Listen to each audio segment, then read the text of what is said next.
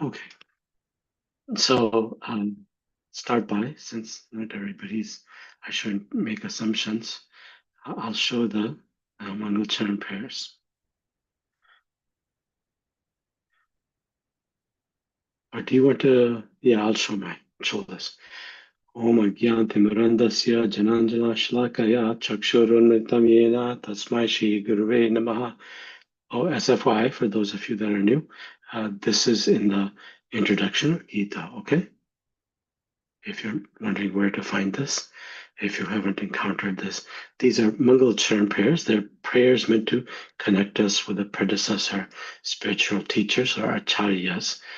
And in the process of discussing sacred literature, the idea is to give up our sense of our own false self, this ego that I'm the knower, I'm the doer, I know it all, and rather to open our heart to receiving the instructions deeply from the previous spiritual masters and the current spiritual masters. So that's what this is about. Srila Prabhupada himself does this in the very beginning of Bhagavad Gita. Om Agyantimirandasya Jananjala Shlakaya Chakshurunritam Yena Tasmai Shri Gurave Namaha Shri Chaitanya Manobhishtam Stapitam Yena Bhutale Swayam Rupam Kadamayam Dadati Swapadantikam Vandeham Shri Guru Shri Yuta Padakamalam Shri Gurum Vaishnavanscha Shri Rupam Sagrajatam Sahagana Raghunath Anvitam Tam Sajivam Sadvaitam Savadutam Parijana Sahitam Shri Krishna Chaitanya Devam Shri Radha Krishna Padan Sahagana Lalita Shri Vishakanvitam Cha Hey Krishna Karuna Sindhu Dina Bandhu Jagatpati Gopisha Gopika Kanta Radha Kanta Namastute Tapta Kanchana Gaurangi Radhe Vrindavaneshwari Vrishabhanu Suta Devi Pranami Hari Priye Vanchakalpa Trupyascha Kripa Sindhubhye Vacha Patitanam Pavnebhyo Vaishnavbhyo Namo Namaha Shri Chaitanya Prabhu Nityananda Shri Advaita Gadda Shivasadi Gaur Bhakta Vinda Hare Krishna, Krishna Krishna, Hare Hare, Hare Rama, Rama Rama, Hare Hare. So those are called the Mangal Charan or auspicious behavior uh, of a devotee. And they're meant to connect us with Bhagwan and those that are dear to Bhagwan. Om Namo Bhagavate Vasudevaya. Om Namo Bhagavate Vasudevaya. Om Namo Bhagavate Vasudevaya. Narayana Namaskritam Naram Chava Narottamam Devim Saraswati Vyasam Tato Jayadadire Nashtaparashu Aparatishu Nityam Bhagavata Sevaya Bhagavati Uttama Shoke Bhakti Bhati Nashtaki Krishnaya Vasudevaya Devaki Nandanaya Cha Nanda Gopal Kumaraya Govindaya Namo Namaha. So thank you, dear devotees, for joining for today morning's discussion. So we're in Canto 1, Chapter 15. The Pandavas retired timely, and we've started this chapter. The verse we will speak on is this verse here. So I will repeat or try to repeat 3 times, and then others can chime in afterwards, okay?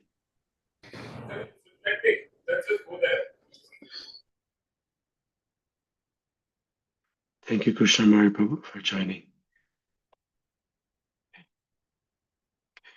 Yat samsraya drupada geham upagatanam rajnam swayamvar muke smara durmadanam tejo hitam kalu maya bhitatas maya abhita chamatsaya sajikritena dharusha digata cha Krishna yat shamshad drupada geham upagatanam rajnam swayamvar muke smara durmadanam Tejo Hirtam Kalu Mayabhita Chamatsaya Sajikritena Dhanusha Digata Sa Krishna Yat Samsraya Drupada Geham Upagatanam Rajnam Swayamvar Mukhe Smara Durmadanam Tejo hritam kalu maya bita chamatsaya saji kritera dhanusha dhigata cha Krishna. Anybody would like to repeat?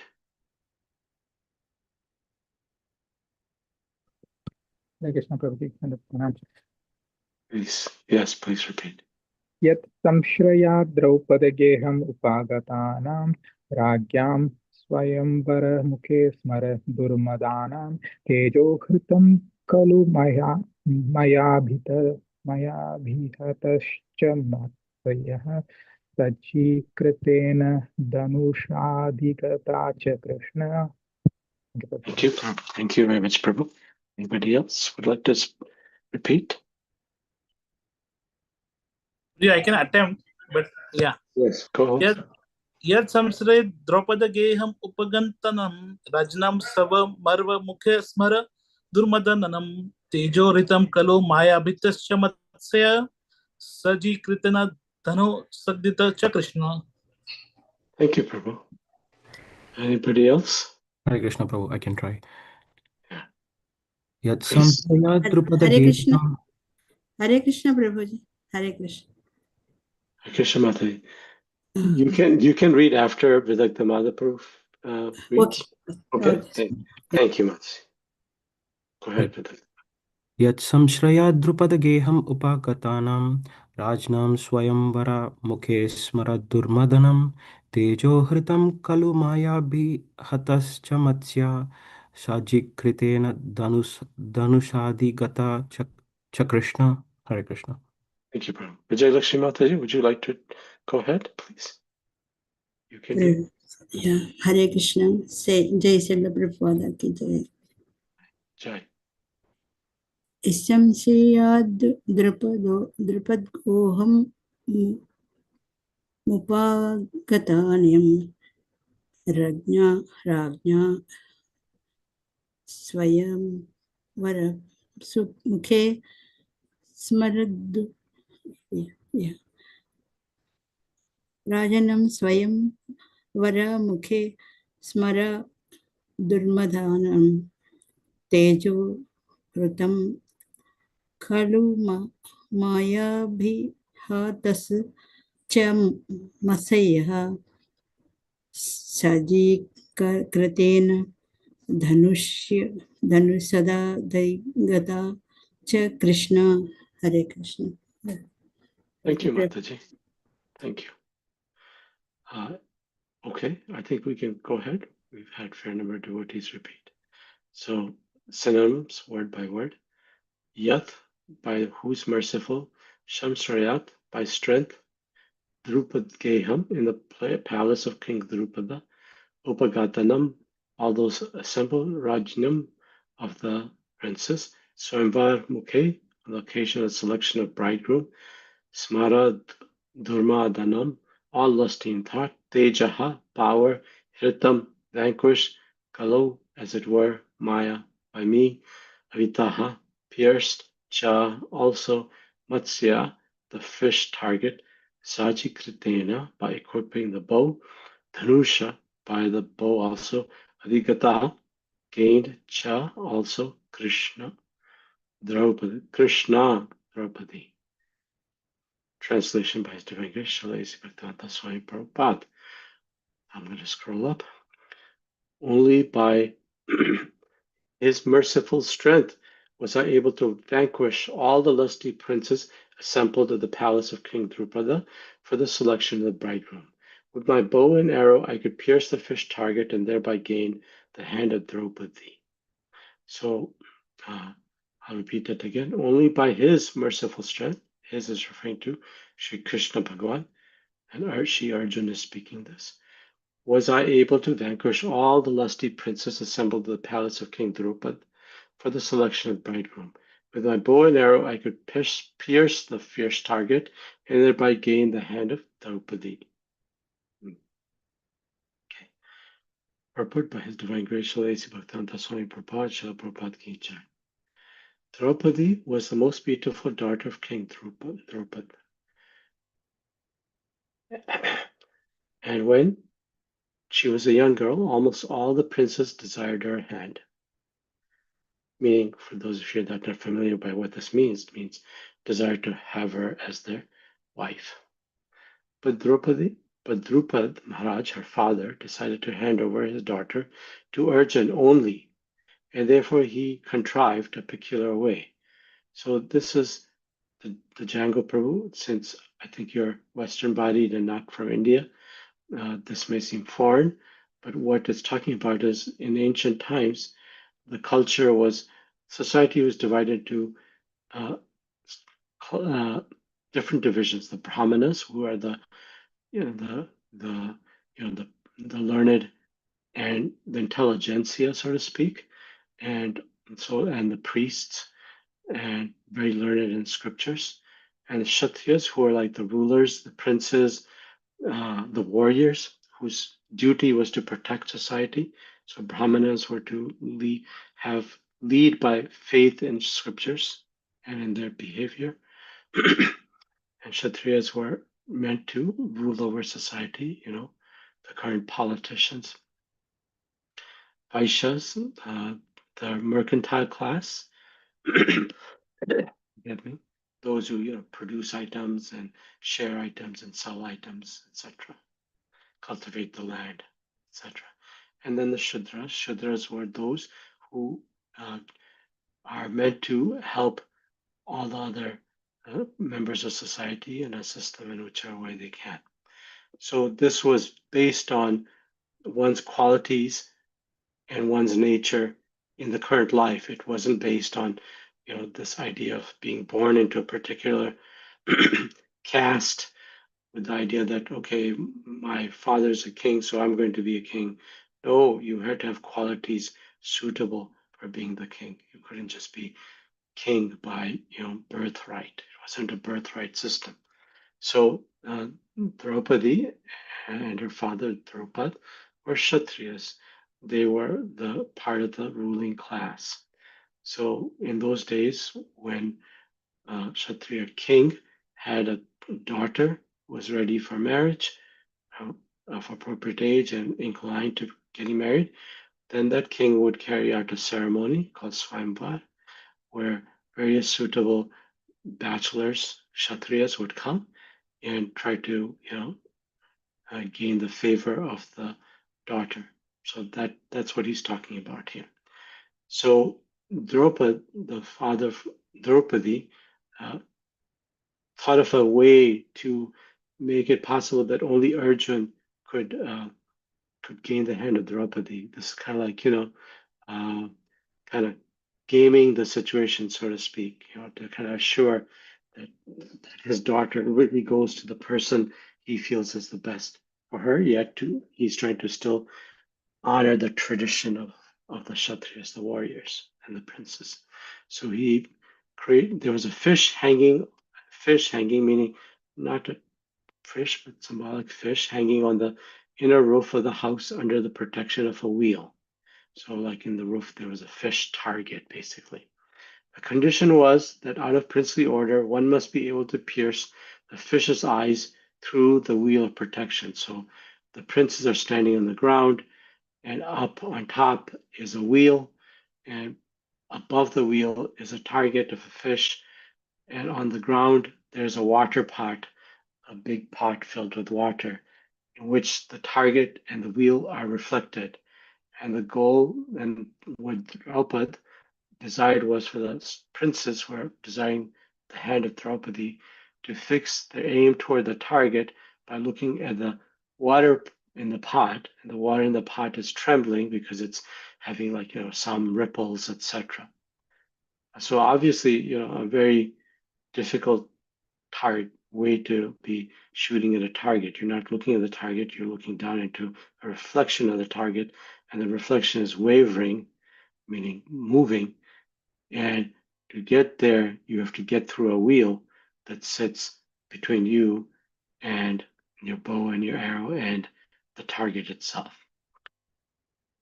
So Maharaj Draupad well knew that only Arjun or another personality by the name of Karna, who's actually Arjun's half brother, but did not realize that neither Arjun or Karna realized that they're brothers.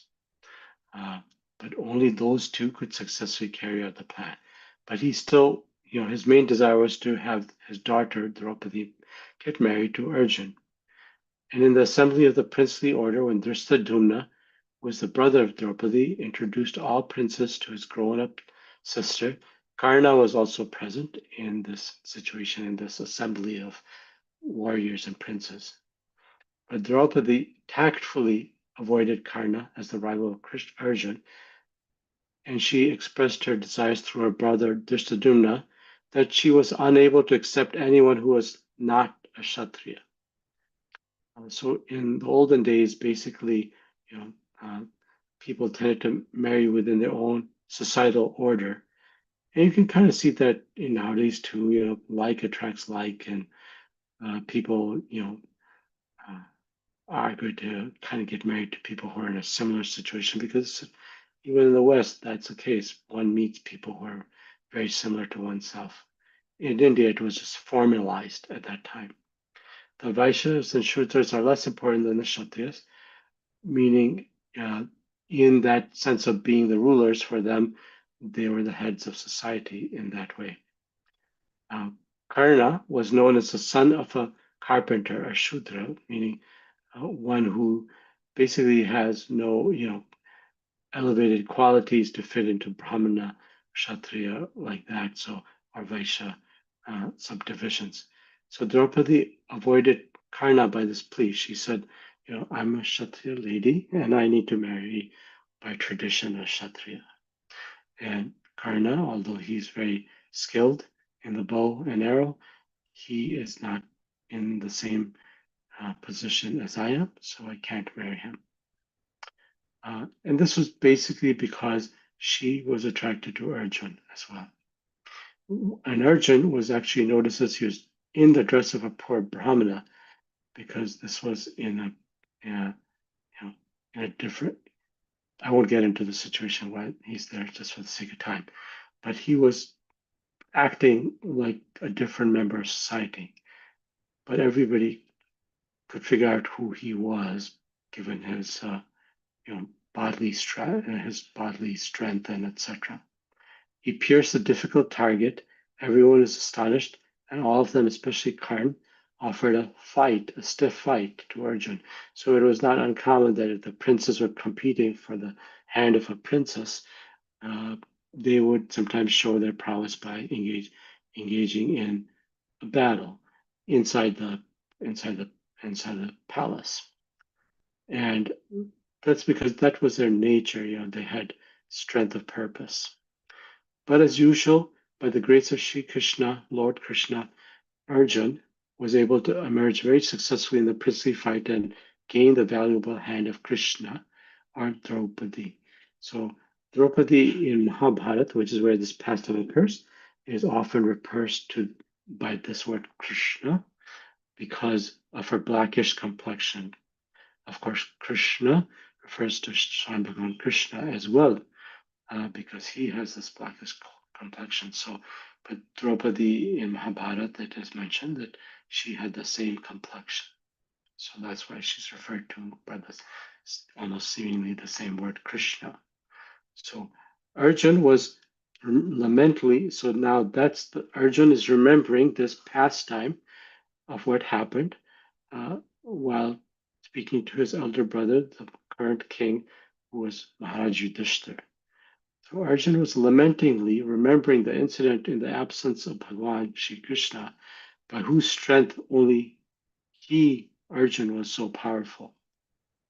So Arjun is remembering this while speaking to his brother of something that happened in the past.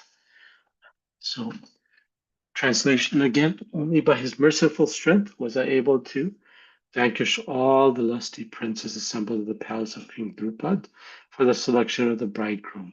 With my bow and arrow, I could pierce a fish target and thereby gain the hand of Draupadi. So in this chapter, this pastime is in Mahabharata. I was going to rather kind of speak about this concept of protection, because that's what this section is talking about. So we read the first, 6 verses previously, and now we're in verse 7, as you can see. And 7, and so here, this chapter, Arjuna is, trying to reveal to his brother Yudhishthira Maharaj the departure. We don't say passing away because Bhagavan is not material, he's spiritual. And so his body does not pass like ours, doesn't die like us. So he's conveying the loss of Shri Krishna, his beloved friend, and he's remembering, their intimate dealings in this area. So Shuta Goswami, who's narrating this section of the conversation between Maharaj Parikshit and Shukadeva Goswami, says that, it basically tries to say that Arjun's heart is dried up and his bodily glow or luster is diminished once he even heard Yudhishthira Maharaj's questions about what's the status of Lord Shri Krishna and what is going on with Arjun. So the Bhagavatam explains, his throat was dry, he couldn't utter a word in reply because he was in separation from Krishna, who was Arjun's well-wisher, benefactor, cousin, and serving as Parthasarathi, the chariot driver. And remembering Shri Krishna and distressed by the fact that Shri Krishna was no longer present, Arjun felt affection for Shri Krishna overflowing. So Acharyas explained that Arjun's eyes are filled with tears, and he's wiping away those tears with his palms, those tears that have fallen onto his body. And his voice is very difficult to understand because he's choked up in his throat and he's crying. He can't speak. So we should remember that when these sections are talking, 7 through 17 talk about Arjun's perception of the intimate dealings he had with Bhagavan Shri Krishna, and in particular, the protection that Lord Krishna offered Shri Arjun. So with that in mind, we should remember that what Arjun did in this text 5 here, if we see, he refers to Bhagavan as Hari. So he's well aware that Bhagavan is God. He's well aware of that. And he's well aware of the power and strength of and opulence of Lord Krishna. So Arjun's feelings of sadness are not due to, the passing of the calamity that happened to Shri Krishna or the Yadav family clan, because he knows that Krishna is Bhagavan, and he knows for what purpose Krishna descended and where Krishna is at this point. Rather, his sadness was caused by his ecstatic love for Shri Krishna. And so he's remembering in these verses 7 through 17 the intimate exchanges that him and his family, the Pandavas, the brothers, had with Bhagavan Shri Krishna, one after another. He remembers how Bhagavan helped the Pandavas to, and Arjuna in particular, to gain Draupadi as their wife. And he remembers how Krishna gave them strength to conquer over, the Devatas. And he remembers how Krishna gave them strength to go over powerful enemies like Bhima and Jarasandha. And Krishna, avenged the insults that were given to the Pandavas by the Kauravas. And, he saved them from the intrigues of Dhruvas Muni, etc., etc. So in these sections, Arjuna is recounting again and again how Shri Krishna Bhagavan offered protection and even saved Arjuna's life during the battle of Kurukshetra. So I wanted to explore this discussion about the protection of Bhagavan Shri Krishna, if I may. So there's a similar section in the verse that we are covering in our Bhagavatam group on Saturdays, which is prayers of Kunti Maharani. She's the mother of Arjun. So Kunti and Parikshit saved is chapter 8. Parikshit is, of course, the grandson of the Pandavas.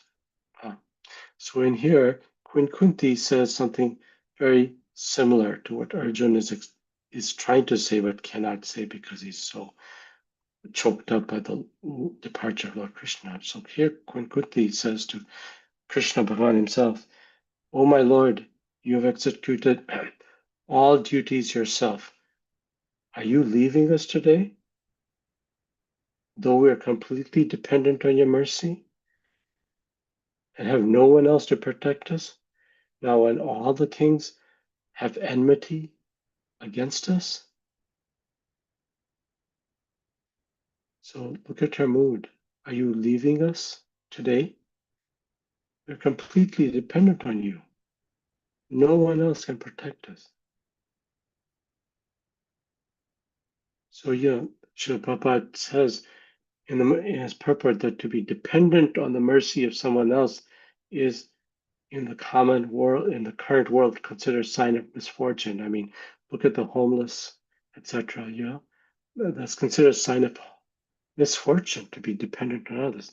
But in the case of spiritual relationships with Bhagwan, it is most fortunate if we can feel that we're dependent on him. Srila Prabhupada explains this.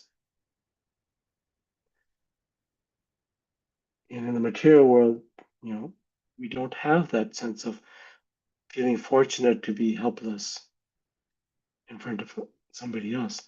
But the nature of the material world is one way or another, it forces us to be dependent on someone else, you know.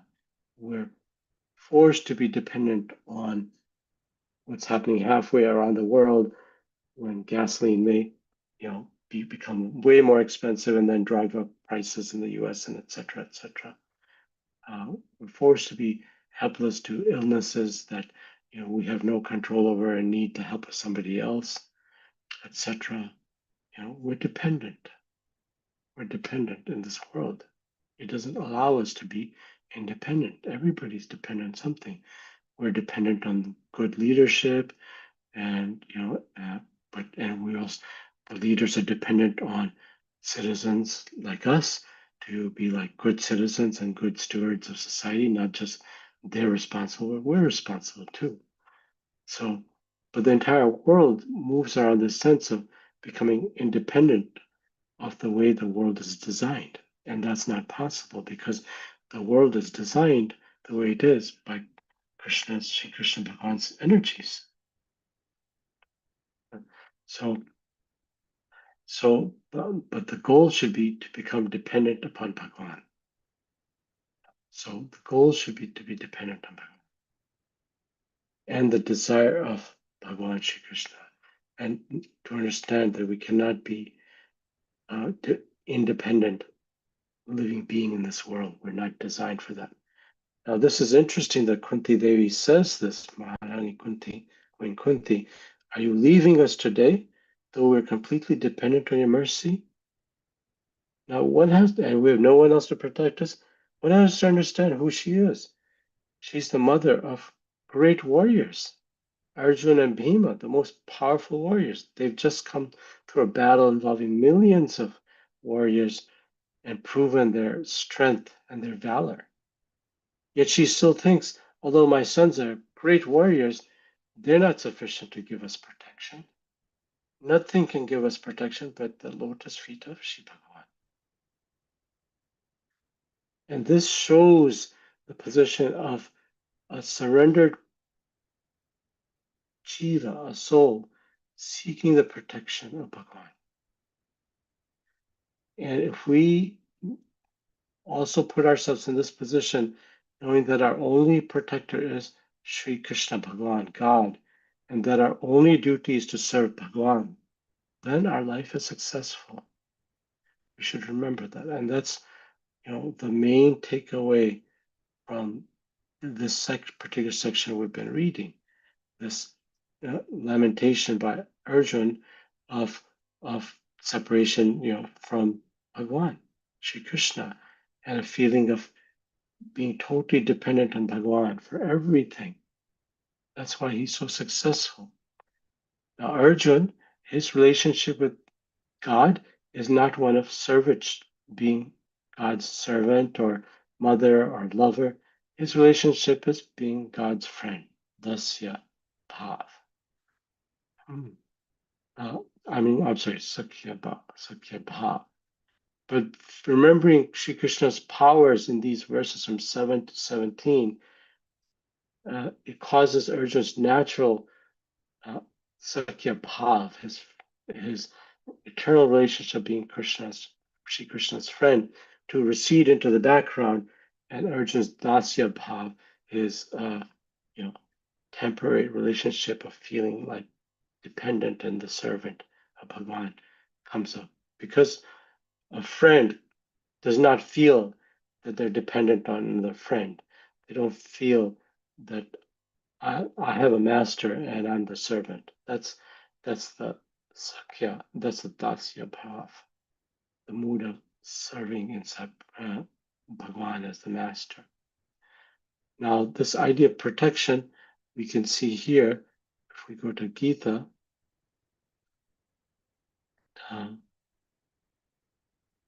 here in chapter 9, there's a very famous verse about protection.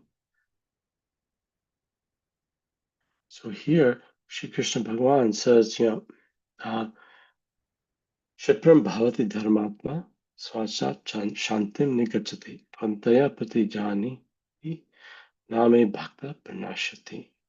So Krishna Bhagwan is saying, Arjun, he quickly, meaning he's referring to a devotee, he quickly becomes righteous and attains lasting peace. O son of Kunti. Now notice how he refers to him, son of Kunti. And remember the verse I just showed, where Kunti Devi is praying for protection too from Krishna. O son of Kunti, declared boldly that my devotee never perishes. My devotee never perishes. So, this idea of protection is repeated throughout our scriptures. It's linked to the idea of dependency on something greater than us. It's linked to something greater than us. So we can see in the examples of our scriptures that, for example, different examples of devotees in relationship to protection. So there's Gajendra, the elephant king, and Draupadi, and they're great devotees. And in times of danger, they prayed to Krishna for protection. Gajendra, when he was caught in the jaws of a crocodile, while Gajendra was an elephant. Draupadi, when she was becoming disrobed at a gambling match of the Kurus. So in this case, these devotees are praying for protection. And we saw that for Kunti Maharani as well. And there's other devotees, like the famous examples are King Amrish Maharaj and Prahlad Maharaj. They just fix their mind on the lotus feet of Bhagwan and become fully convinced of Lord's protection. So they don't pray for the protection. They just absorb their attention on the feet of Bhagwan, which is considered lotus, very soft, beautiful, and protective of the way the cow protects the calf by the skin of the loose skin on its neck. So like that, because they're convinced that whatever will happen to them will be the will of Lord Bhagwan, and therefore they simply tolerate whatever difficulties they're receiving. And because they're aware that Sri Krishna, knowing of these, like Ambrish Maharaj and Prahlad Maharaj, the complete surrender, that Krishna Bhagwan has already made arrangements to protect them simply because they're his devotees, and they will never perish, as Bhagwan indicates in this verse. He says, declared boldly that my devotee never perishes. So there are many incidents in our scriptures as well as scriptures of other faiths around the world, which the Lord protects his devotees. And so the point is that in some pastimes or leelas, Lord is glorified by prayers for protection, and in some case, the Lord is protecting his devotee even without them being offered prayers for protection. We just went through these couple of examples. This is the kindness of Bhagavan. There's no condition. One simply has to have a relationship, understand that they have a relationship with Bhagavan. That's called becoming a devotee of the Lord. In both cases, praying to Krishna for protection or not praying for relief from distress, these devotees are worshipful, examples, because they've understood that Krishna is their only shelter and the ultimate protector. And therefore, in full knowledge, they're actually surrendering onto the lotus feet of Bhagavan. So this idea of shelter taking and ultimate protection, so Hariparsha Prabhu is here, is talking about, Sri Krishna's Sharanam, right? So surrender, that means surrender. Surrender is not, like I give up in the case, like when somebody holds a gun to us and we pick up our hands and say, okay, I give up. But in spiritual life, surrender is the most fundamental step on the path of bhakti.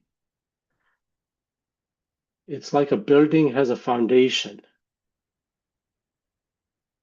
A house, a school, a temple has a foundation. If you've ever seen houses being built, you'll see that underneath there's a bunch of iron rods and concrete. And then over that is put up a house.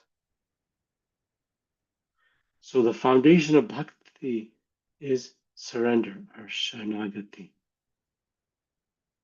Now, for a house, when we look at a house, you see the house, but you don't see the foundation.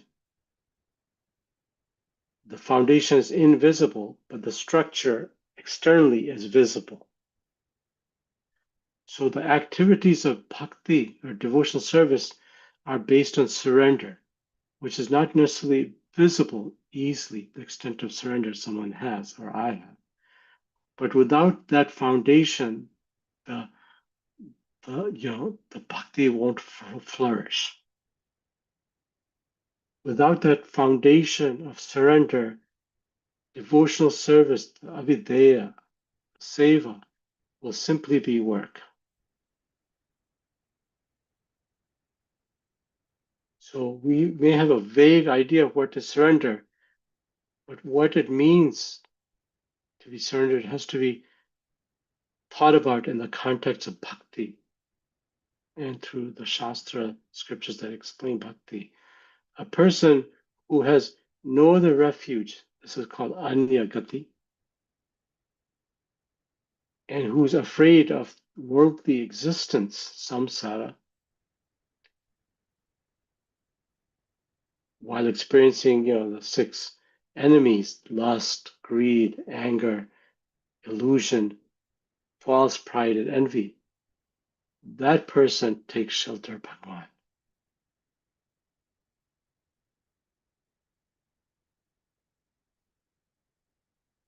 And shelter of Bhagavan is called Ananya Gatitvam or Sharanagati. And Shastra explained that it has two bases. It's that I have no other shelter than Bhagavan, and then abandoning other shelters that we have. Because now we've come to the knowledge that Bhagavan is our only true shelter. And we see this in Gita here. Like if we look at Bhagavad Gita,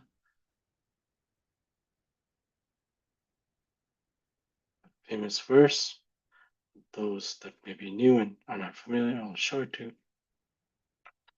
Krishna Bhagavan says, Sarva Dharman Pratiyache, Mamekam Sharanam Praj, Aham Tvam Sarpapebhyo Mokshishami Masachaha. Abandon all varieties of religion and just surrender to me. Sharanam. That's where Sharanapati or Sharanagati come from, that word. And just surrender to me. I shall deliver from all sinful reaction. Do not fear. And this is more explicitly explained in Hari Bhakti Vilas, which is also oftentimes referred as Vaishnava Tantric literature. But anyways, you can see it in Hari Bhakti Vilas. Anukul Yasha Sankalpa Pratikul Yasha Prajanam Rakshashyati Vishvasha Goptirte Varanam Tata Atma Nikshepa Karpanye Sad Vida Sad Vida Sharanagati. Notice the similarity in words. Sharanam and here Sharanagati. Translation by Srila Prabhupada. The six divisions of surrender are the acceptance of things that are favorable to devotional life, the rejection of unfavorable things, the conviction that Krishna will give protection, the acceptance of Lord as one's guardian or master, and I will kind of get through that. There's a conviction and acceptance, and full self-surrender and humility. Those are the components of how one surrenders to Bhagavan. This, in the analysis by our spiritual masters, Jiva Goswami in particular, Goptapte Varanam is the main limb of the tree of surrender. All the other five are dependent on that limb. If one doesn't have that limb, then surrender will not sustain. So this, fourth item, Goptapte Varanam, is like the deliberate, conscious acceptance of Bhagwan as one's guardian. Conscious. Prabhupada uses the word guardian like a father or a husband, master or maintainer. Varanam, acceptance. So Goptrupte Varanam means the deliberate, purposeful, focused acceptance of Bhagwan as one's guardian, living one's life with that understanding. This is what's called in Sanskrit the Angi, the whole. And the reason for this is that the act of selecting someone as one's guardian or protector is the true meaning of Sharanagati, or approaching someone for shelter. To approach someone for shelter means I'm accepting someone as my guardian or protector.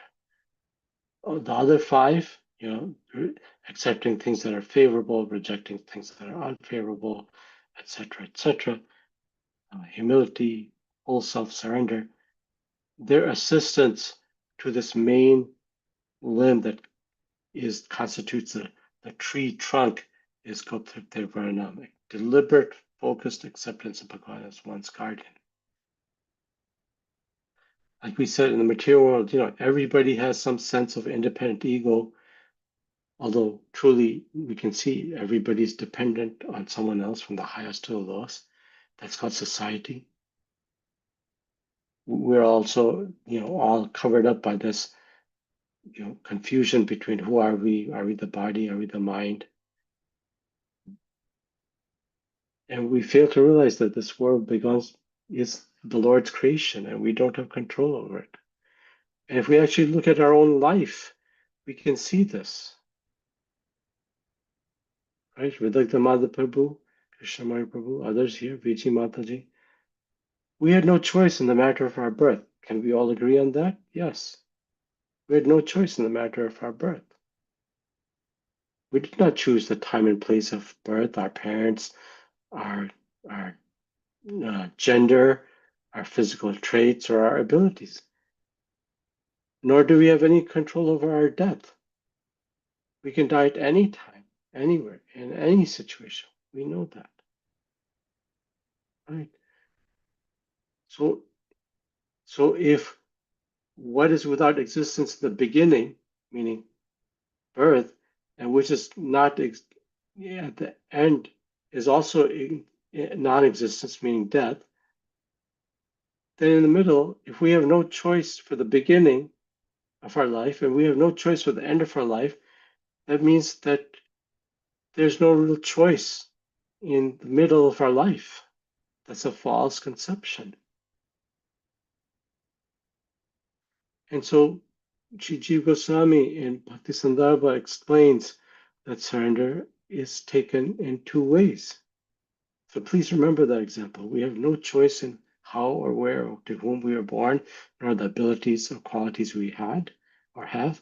And we have no choice on how, where, when we're going to die, etc. So therefore, in the middle, we have no choice either, although it's a false perception. Right? So the surrender can be taken in two ways. When somebody has tried everything else and failed to solve the problems of material life, finally surrenders to Bhagavan. In Patanjali's Yoga Sutra, this is the definition of a yogi.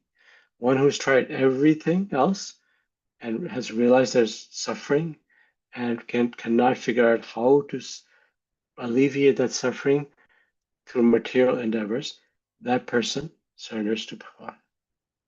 And the principal example is Gajendra, who is the elephant caught in the jaws of a crocodile.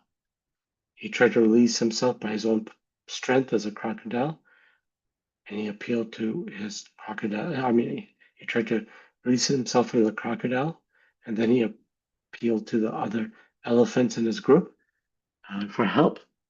But he was unsuccessful, so finally he just gave up and surrenders. So this example, somebody who surrenders because everything has failed, all solutions.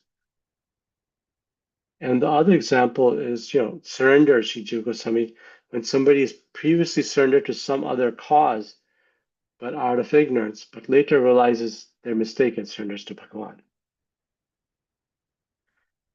And you can see this in the example of Draupadi. Initially, she appeals to the other princes in the gambling hall, or the hall where there's gambling occurring, and looked for shelter from them, but realized that they cannot provide shelter, so then she surrenders to Bhagavan. Another example is the Brahmanas, who were doing yajna, and they were initially surrendered to the principle of being a Brahmin, performing yajna, but they later, to the observance of the behavior of their wives, surrendered to Krishna. So there's two approaches: one who's tried everything else and failed, and one who's surrendered to other things out of ignorance, but then realizes their mistake.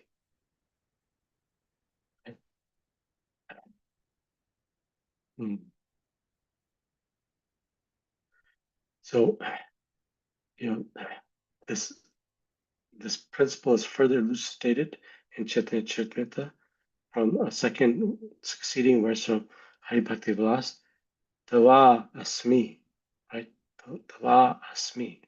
I Prabhupada Prabhu quoted this. Tava Asmi iti vadan vachaha tateva manasa vedat tatstanam ashritas tanva modate sharanagata. One whose body is fully surrendered takes shelter at the holy place where Krishna had his pastimes, and he prays to Krishna, "My Lord, I'm yours." Understanding this with mind, he feels bliss. He feels bliss. So the idea here is that most certainly Krishna Bhagavan protects us in a very blissful way in every respect. Ultimately, Sri Krishna Bhagavan is protecting the devotee's eternal relationship with him, which is the only property of our existence, which is the only thing we have control over. So he's protecting that relationship that we have. Whatever is needed or favorable for nurturing that connection in that relationship, Krishna preserves that. He explains that to Sri Arjuna when he talks about austerities of yoga and mastery of the self. And Arjuna says these feel very difficult. Krishna says, don't worry, you take shelter of this process of bhakti yoga and you will be under my full protection. Krishna also protects the body of a devotee and their health and their family, all these, because these are instruments with which we serve Krishna. So it's not that Krishna just protecting the spiritual, he's also protecting the external, because the external, we're spiritual being in the material world. We're we're like oil in the water. But the water, our body, is necessary in order to serve Krishna, at least during this pastime. So the Lord protects whatever the devotee needs to progress in spiritual life. So that's a way where Krishna nurtures that connection. And then if a material situation comes up, that's a hindrance to a devotee who's very sincere. Now, we have to be very sincere, and Krishna may take that away. But that is also Krishna's special protection.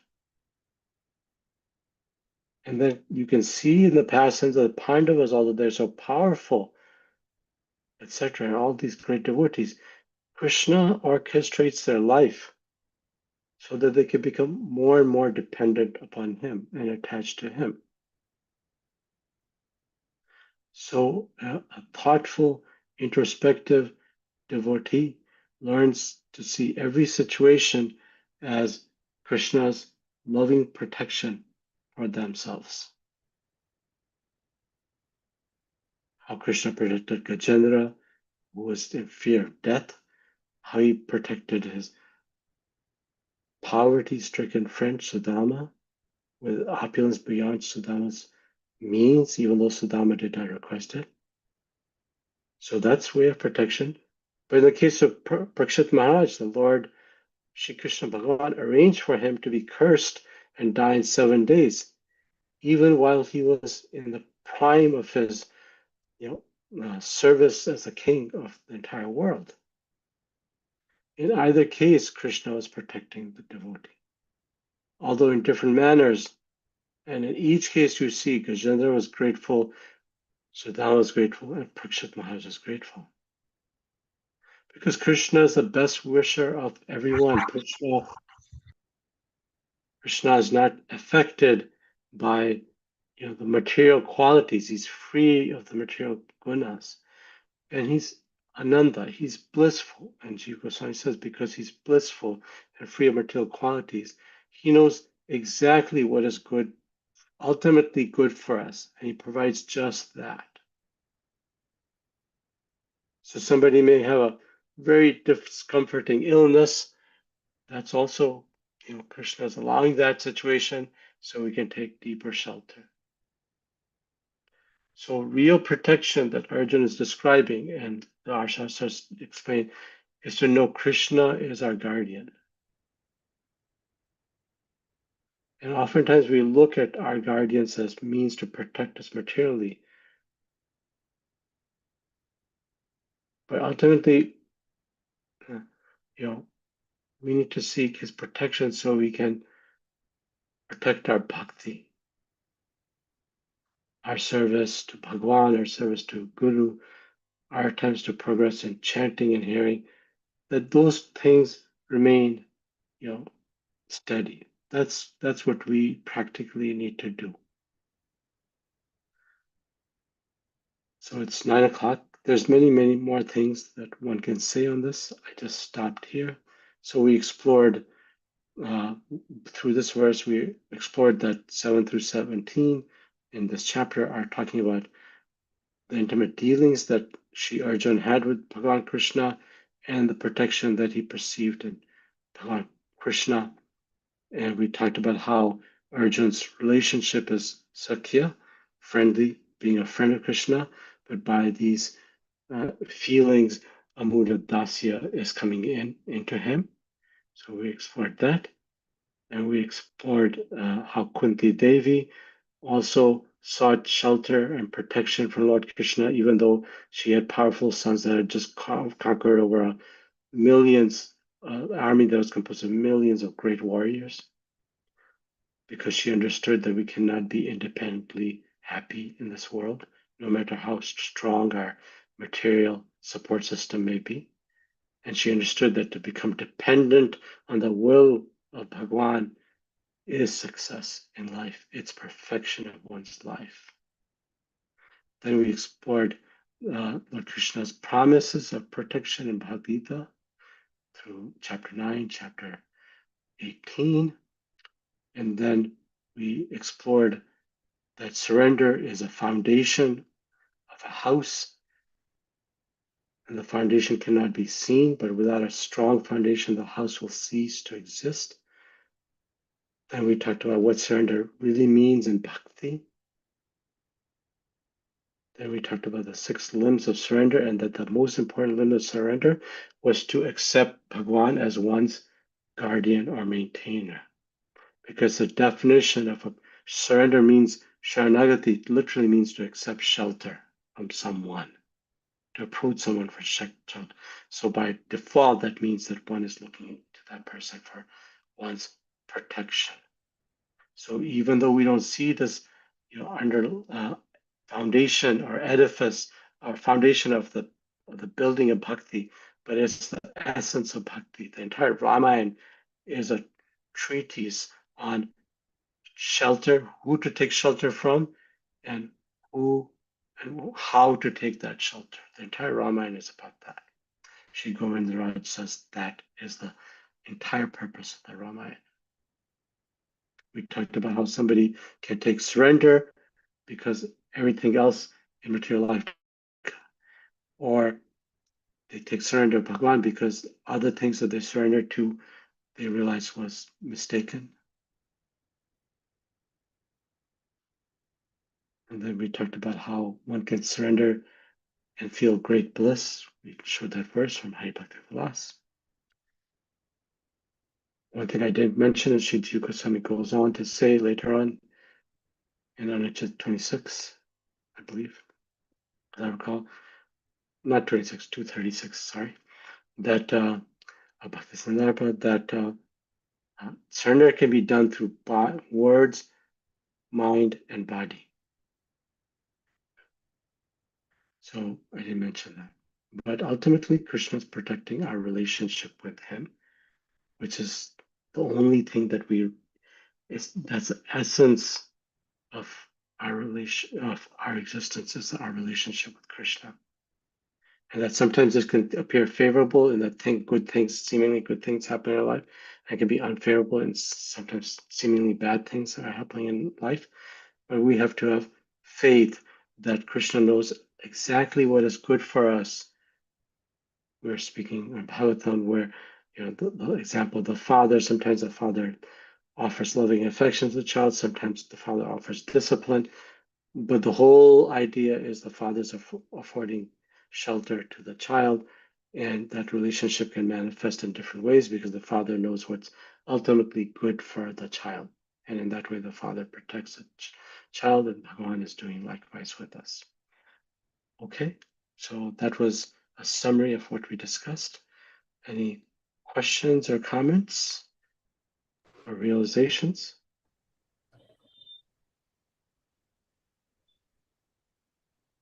Guruji, can I ask? Yes, go ahead. Krishna Mari Prabhu. Guruji, surrender is to Guru or surrender to Krishna directly? Because you always say surrender, we surrender to Guru. The process is surrender to Guru, not to Krishna directly. So when they say Goptirte Bandhan Prata, it is like surrendering to Guru to Krishna or directly to Krishna? Because that is a very... So in 2001, when His Holiness Prabhupada Maharaj came here, this question was asked, and Maharaj quoted Srila Prabhupada saying, when you think of Krishna, who do you think of? A true devotee thinks of their Guru. And he said, when you think of Guru, who do you think of? When you see your Guru, you think of Krishna. So Krishna, who delivers us? Guru or Krishna? Ultimately, by Shastra, it's Krishna. Krishna is the descent of mercy. But who's the agent of that mercy? The agent of that mercy is Guru. Why? Because Sri Rupa Goswami explains, the limbs of bhakti. And he explains that the first one is Guru Pada Shreya, taking shelter of Guru's lotus feet. Why? Because we've been in Anadi Avidya, we've been in ignorance lifetime after lifetime. And Guru is a person who takes us out of ignorance and turns our face towards Krishna. So Wow, Prabhuji. that is what Guru is. So when you think of Guru, you can't help but think of Krishna. When you think of Krishna, you cannot help but think of those that are dear to him, namely the spiritual master and other devotees that have love for Krishna in their heart. It would include both Shiksha and Diksha Gurus. Yes. Wow. Thank you so much, bro. It was an amazing class. Thank you so much. Thank you. I hope it was not too theoretical, but I wanted to make sure we had the connections in the class.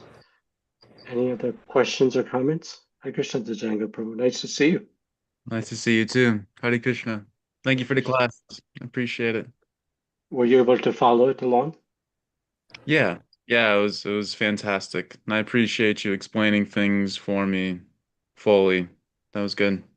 Yeah, that's good. I mean, you gave your time. You could have done many other things. You gave time is the most precious thing any living being has, right? Because it's limited. In the spiritual world, there's no such thing as time. So it's unlimited.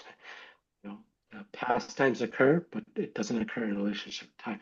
So in this material world, time and one's attention is a very valuable commodity, as you can see. And you're giving that by joining this. So as a speaker for today, I need to honor that by making sure that you can follow, you know, so because your time is precious. So thank you for joining. Hope to see you sometime in person Likewise. if it allows. Any other questions or comments? No, thank you for your time though. I appreciate you. Thank you. Appreciate you. Hare Krishna. Hare Krishna. Anything else? Any dear devotees, comments or questions? Krishna Hare Krishna. Mahaprabhu. Yes, go ahead. Hare Krishna Prabhu. Thank you, Prabhu. I just want to share my realizations. Thank you for a wonderful lecture on this beautiful verse and how you referred like various verses from Bhagavad Gita and Bhagavatam, right? Like, it reminded me, especially the true strength comes from the Lord. When you quoted the Bhagavad Gita 9:31, Kshipram Bhavati, was very powerful, and how Lord protects his devotees. I mean, like it can be Kunti Devi or Arjun, and even the importance of surrender through 1866. Thank you for Yes. making it simple and clear, Prabhu. Hare Krishna. Yeah, I don't want to get in the way of the spiritual masters on the Shastra and the devotee. Thank you. Yeah. Hare Krishna Prabhu, you narrated very well about Draupadi and Drupada, and she is a lordly daughter of Drupada, and she liked to Arjuna. How to get Arjuna, she thought, and she told to her brother. He is the carpenter and he is the only Kshatriya I want to marry. And that also there, but even she in humans body has to surrender to Krishna. That is very important to in this Kali Yuga, in any Yuga. This is the most important thing to everyone has to learn, and how to serve Krishna, and how to devote devotion of Krishna. This is the very important. You narrated very well, Prabhuji. Thank you very much. Hare Krishna. I will show you something because you talked about the body surrendering. Can you still see my screen like the Mother Prabhu visible? Yes, Prabhuji, I can see. So I will show you because you talked about the body surrendering. I will show you something. Look at this verse. Rasraj Prabhu, you're here too. So this is important concept. And Krishna Prabhu as well. So here, Sri Arjun in chapter 2 says to Krishna, now I'm confused about my duty, have lost all composure because of miserly weakness. In this condition, I'm asking you to tell me certain what is best for me. Now I'm your disciple and a soul surrendered into you. Please instruct me. Okay? You notice he says prapanam. I'm surrendered to you, correct? Now look at the next verse. I find no means to drive away my grief. I will not be able to dispel it, even if I win an unrivaled kingdom. And Sanjay says, Arjun says, Krishna, I shall not fight. And the 2 verses previous, he says, I'm a soul surrendered to you. I'm your disciple and soul surrendered to you. Krishna wants Arjun to fight. But Arjun says, I shall not fight. I'm surrendered to you, but I won't fight. Now notice here, Krishna says, abandon all varieties of just surrender to me. I shall deliver from all sinful action. Do not fear. Right? Very fast. And look at 2 verses later. I'm sorry, let me go